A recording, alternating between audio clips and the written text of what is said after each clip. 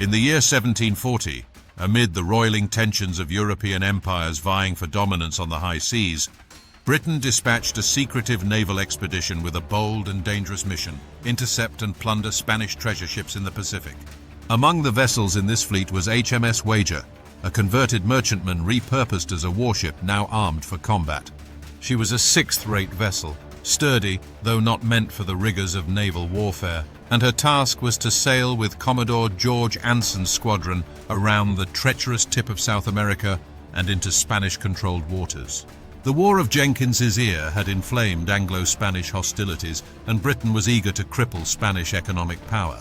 HMS Wager was under the command of Captain Dandy Kidd, a seasoned mariner who, like most of the crew, had no idea how unforgiving the voyage would become.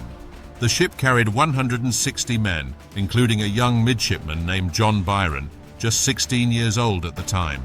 He would later become the grandfather of the famous poet Lord Byron, and his harrowing experiences aboard the Wager would haunt him for the rest of his life. As the fleet departed England in September of 1740, the initial journey was plagued with hardship.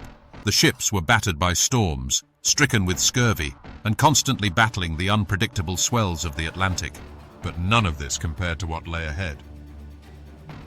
As they approached Cape Horn, the perilous gateway to the Pacific, gale-force winds and towering seas began to scatter the squadron. The Wager struggled to maintain course, and after days of navigating blind in a storm, she became separated from the rest of the fleet. Captain Kidd, already ill, died shortly after the ship entered the South Pacific. Command passed to Lieutenant David Cheap, a man whose temperament would later be blamed for much of what followed. Now, in unfamiliar and unforgiving waters, HMS Wager limped north along the desolate Chilean coast. Their charts were unreliable and the weather unrelenting. With supplies dwindling and the crew weakened, disaster was inevitable. On May 14, 1741, HMS Wager ran aground on an uncharted island in the Gulf of Pinas, what would later be named Wager Island. Trapped by violent surf and jagged rocks, the ship was pounded to pieces. The crew, many of them ill or malnourished, tried desperately to save what they could before the sea claimed the vessel. As the timbers cracked and the mast splintered, the men were cast ashore into an uninhabited wilderness, thousands of miles from home, and with little hope of rescue. The crew was stranded in one of the most inhospitable environments imaginable. Battered coastline, dense forests, freezing rain, and no sign of civilization. With their ship destroyed, the usual hierarchy and laws of the Royal Navy came into question. According to British naval code at the time, command authority ended when a ship was lost. Some of the men believed they were no longer under military discipline. Others, like Captain Cheap, insisted that order must still prevail. What began as a fight for survival soon became a battle over leadership. Cheap was determined to maintain his authority, but his increasingly erratic behavior alienated the men. When he shot and killed a fellow officer during a dispute, many saw it not as an act of justice, but of tyranny. The crew fractured into factions, those who followed Cheap and those who followed John Bulkley, the ship's gunner and a practical leader with survival on his mind. The question facing them all was grim.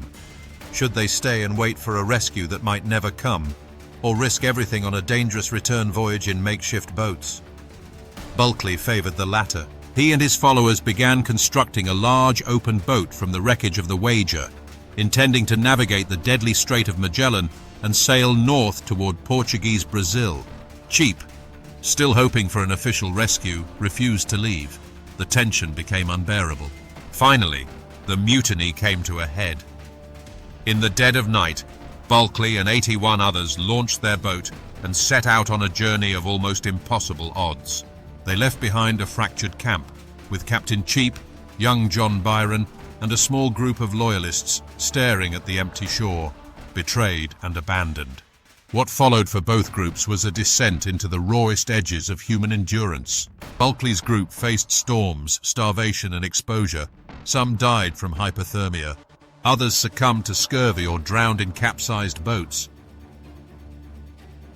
But against all odds, after a harrowing journey through the Strait of Magellan and along the Atlantic coast, a handful of them reached Brazil, and eventually England. Captain Cheap and Byron's group, meanwhile, faced isolation and despair. With no supplies and little hope, they subsisted on shellfish and whatever they could scavenge. Eventually they were discovered, not by the British but by Spanish forces who took them as prisoners. Though treated relatively well, they were now caught up in the geopolitical turmoil they had once hoped to exploit. After years in captivity, they were finally exchanged and returned home. When the survivors of the HMS Wager finally reached England, they brought with them not only stories of shipwreck and heroism, but of mutiny, murder, and betrayal. Their accounts shocked the nation. Bulkley published a narrative of the events, portraying himself as a hero who saved lives, while casting Captain Cheap as a cruel and unfit commander. Cheap and Byron, once home, offered a very different account, one in which Bulkley was the mutineer and Cheap the lawful authority. The British Admiralty now faced a dilemma.